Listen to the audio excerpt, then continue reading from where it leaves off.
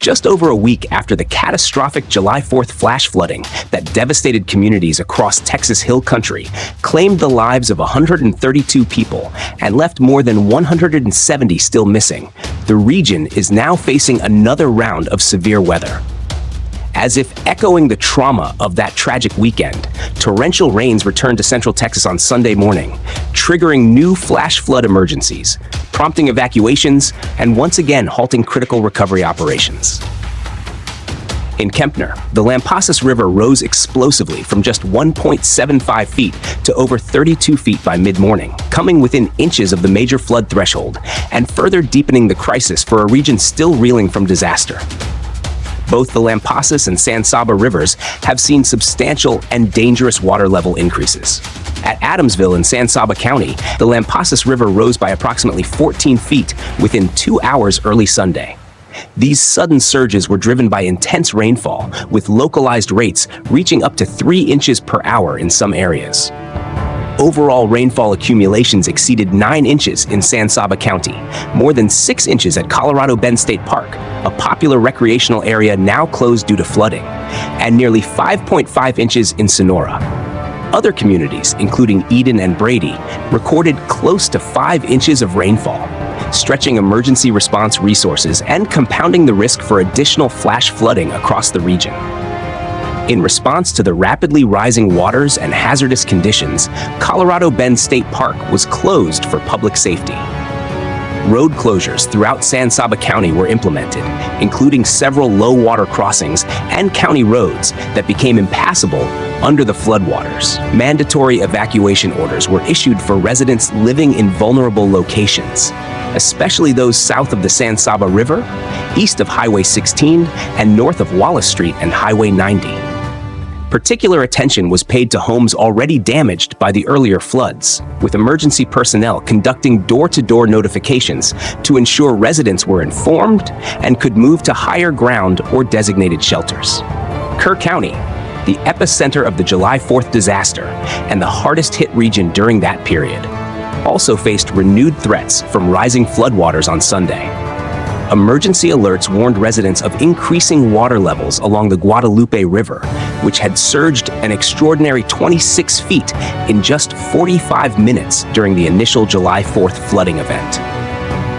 The town of Ingram, situated approximately 6 miles east of Kerrville, reported visible street flooding and expanding pools of standing water resembling swampy conditions, indicating the continuing threat to residential areas and infrastructure.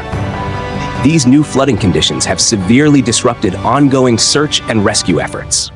More than 160 individuals remain unaccounted for following the July 4th floods, and the safety concerns posed by renewed rising waters forced all search teams to evacuate the Guadalupe River corridor on Sunday morning. Local authorities suspended active recovery operations pending stabilization of river levels. Forecast models suggest the river could again rise above flood stage, threatening key infrastructure such as the Highway 39 bridge near Camp Mystic, a site heavily impacted during the previous floods. The flooding threat extended beyond Kerr and San Saba counties. Surrounding counties, including Lampasas, Schleicher, Menard, Kimball, and Sutton, reported rescues and evacuations throughout the day. Multiple county roads and low-water crossings, such as County Roads 3300, 2313, 3384, and 3220 were closed due to high water.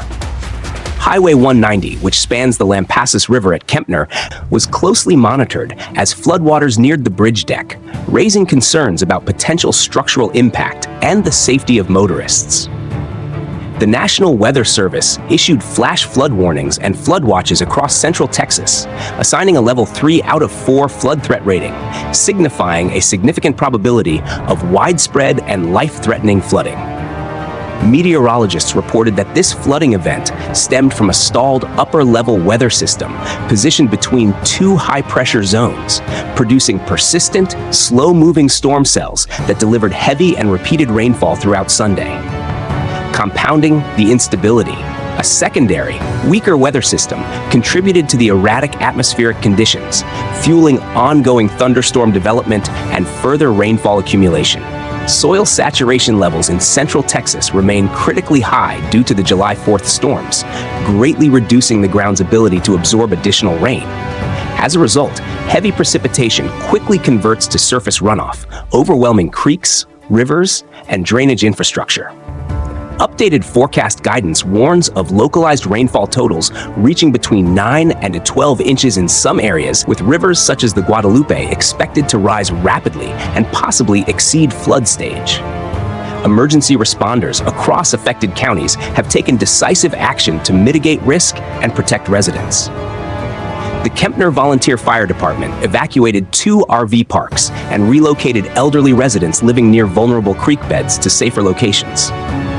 Law enforcement agencies emphasize the dangers of attempting to cross flooded roadways, reinforcing the critical need for residents to avoid flood-prone areas.